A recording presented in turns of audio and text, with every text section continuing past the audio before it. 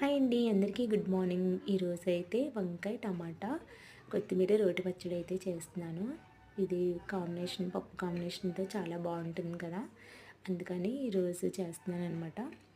ముందుగా అయితే కొంచెం ధనియాలు, జీలకర్ర, పచ్చిమిరపకాయలు వేపేసి పక్కకు తీసేసి, ఇంకా తర్వాత టమాటా కొత్తిమీర కూడా ఫ్రై చేసుకోవాలి. తర్వాత వంకాయలను అయితే ఇలాగ ఫ్రై చేసుకున్నాను. లాస్ట్లో వంకాయ కందిపోతుంది కదా, అందుకని చెప్పేసి లాస్ట్లో ఆయిల్ వేసి చక్కగా ఇలాగైతే ఫ్రై చేసుకున్నాను. ఇంకా పప్పుతో కాంబినేషన్ చాలా బాగుంటుందని ఈరోజైతే ఇలా ట్రై చేశాను అనమాట. ఇంకా ఇదంతా మెత్తగా రుబ్బేసుకోవాలి. కొద్దిగా చింతపండు వేసుకుని సాల్ట్ వేసుకుని మనం చక్కగా రుబ్బేసుకున్న తర్వాత తాలింపు వేసుకుంటే అన్నంలోకి కాదు, చక్కగా టిఫిన్లోకి కూడా వంకాయ రోటి పచ్చడి, వంకాయ టమాటా కొత్తిమీర రోటి పచ్చడి సూపర్ కాంబినేషన్గా ఉంటుంది. మీకు నచ్చితే కనుక వీలైతే ట్రై చేయండి.